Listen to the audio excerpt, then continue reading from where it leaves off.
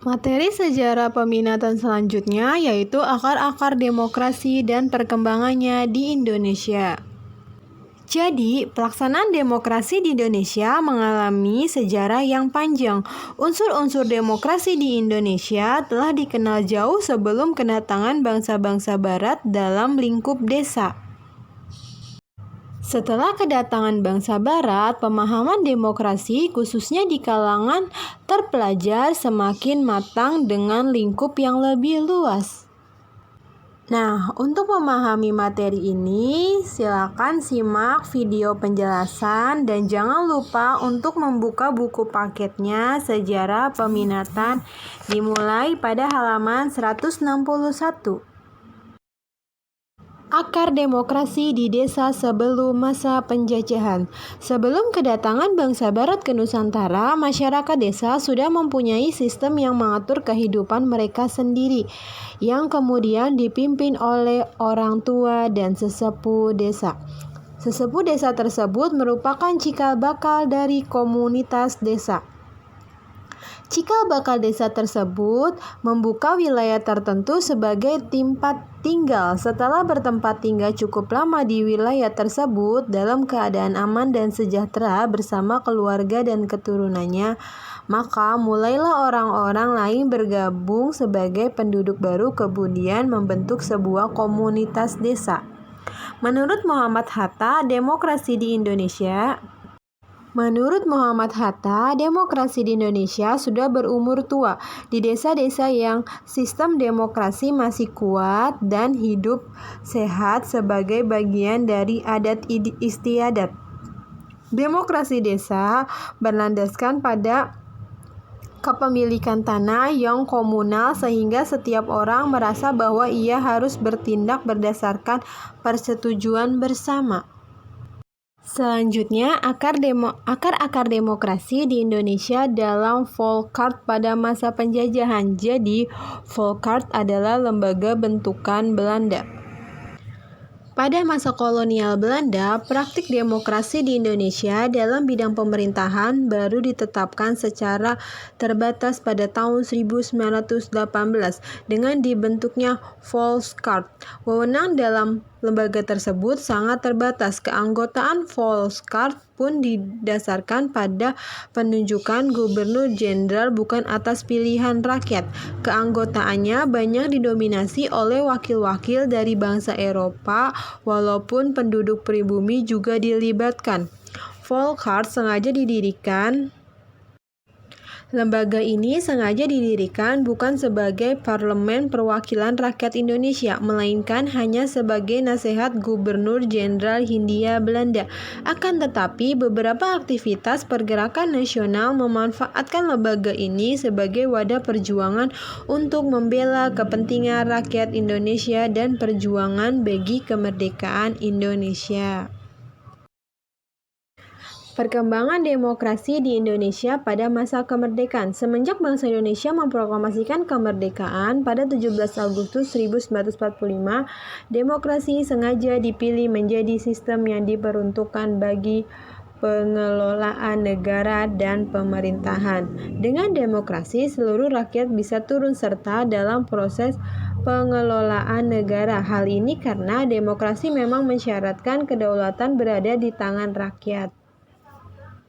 Jargon demokrasi sendiri adalah dari rakyat, untuk rakyat, dan oleh rakyat. Seiring berjalannya waktu, penerapan demokrasi di Indonesia mengalami banyak perubahan. Bangsa Indonesia seolah telah diuji untuk mencari demokrasi seperti apa yang paling cocok dan pas dengan karakter budaya dan kebiasaan bangsa Indonesia. Demokrasi yang pernah dipraktikkan di Indonesia antara lain demokrasi liberal, demokrasi terpimpin, dan demokrasi Pancasila. Demokrasi liberal berlangsung kurun waktu dari tahun 1950 sampai 1959. Pada masa itu, Indonesia menganut sistem pemerintahan parlementer. Sistem parlementer adalah sistem pemerintahan yang parlemennya memiliki peranan penting dalam pemerintahan. Parlemen memiliki wewenang dalam mengangkat Perdana Menteri Dan parlemen pun dapat menjatuhkan pemerintahan yaitu dengan cara mengeluarkan semacam mosi tidak percaya. Periode demokrasi liberal ini sering disebut sebagai zaman pemerintahan partai-partai. Jadi, banyaknya partai-partai dianggap sebagai salah satu kendala yang mengakibatkan kabinet atau pemerintahan tidak berusia panjang. Partai politik saling berebut pengaruh untuk memegang tampuk kekuasaan di Indonesia. Hal tersebut dampaknya apa? Dampaknya sangat terganggunya stabilitas nasional di berbagai bidang kehidupan, baik sosial, politik, budaya, maupun pertahanan keamanan. Sistem multipartai diawali dengan hadirnya maklumat pemerintah tanggal 3 November 1945. Pada era ini, Indonesia menjalankan pemilihan umum pertama yang diikuti oleh banyak partai politik. Pemilu tahun 1955 merupakan tonggak demokrasi pertama di Indonesia. Pemilihan ini dilaksanakan untuk memilih anggota parlemen dan anggota konstituan. Dan Presiden Soekarno untuk mengeluarkan Dekret Presiden 5 Juli 1959. Dekret tersebut membawa Indonesia mengakhiri masa demokrasi liberal dengan sistem parlemennya dan memasuki demokrasi terpimpin. Demokrasi terpimpin pada masa ini berlangsung kurun waktu tahun 1959 sampai 1965. Gagasan demokrasi terpimpin dilontarkan oleh Presiden Soekarno karena menurutnya demokrasi liberal atau parlemen tidak sesuai dengan kepribadian bangsa Indonesia yang dijiwai oleh Pancasila. Secara umum, demokrasi terpimpin dimaknai sebagai suatu sistem pemerintahan yang keputusan dan kebijakannya dijalankan dengan berpusat pada kekuasaan yang berada di tangan satu orang, yaitu pemimpin negara. Demokrasi terpimpin bercirikan pada peningkatan otokrasi. Otokrasi sendiri merupakan suatu bentuk pemerintahan yang kekuasaan politiknya dipegang penuh oleh satu orang. Dalam demokrasi terpimpin, rakyat dicegah untuk terlibat dalam setiap pengelolaan dan kebijakan negara. Sistem demokrasi terpimpin lahir dikarenakan beberapa hal sebagai berikut. Salah satunya keamanan nasional, perekonomian nasional, politik, dan ketatanegaraan.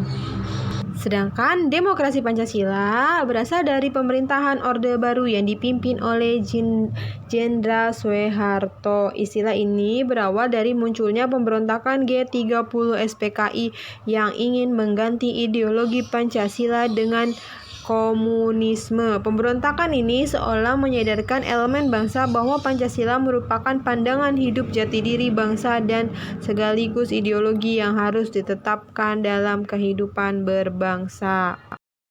Tetapi demokrasi Pancasila tidak berjalan seperti yang dicita-citakan. Bahkan, kepemimpinan Presiden Soeharto cenderung berubah otoriter dan diktator. Pada akhirnya, ketidakpuasan rakyat terhadap pemerintahan Orde Baru menjelma menjadi gerakan reformasi yang melengsarkan pemerintahan Orde Baru pada Mei tahun 1998. Secara umum, beberapa penyimpangan demokrasi Pancasila yang dilakukan oleh pemerintahan Orde di bawah pimpinan Jenderal Soeharto adalah hak-hak politik rakyat sangat dibatasi, pemusatan kekuasaan di tangan presiden, pemilu yang tidak demokratis, serta banyaknya korupsi, kolusi, dan nepotisme atau KKN di kalangan pemerintahan. Jadi, pemerintahan Orde Baru syarat dengan tiga perilaku tersebut. Akibatnya pada tahun 1998 pemerintah Orde Baru tumbang oleh gerakan mahasiswa.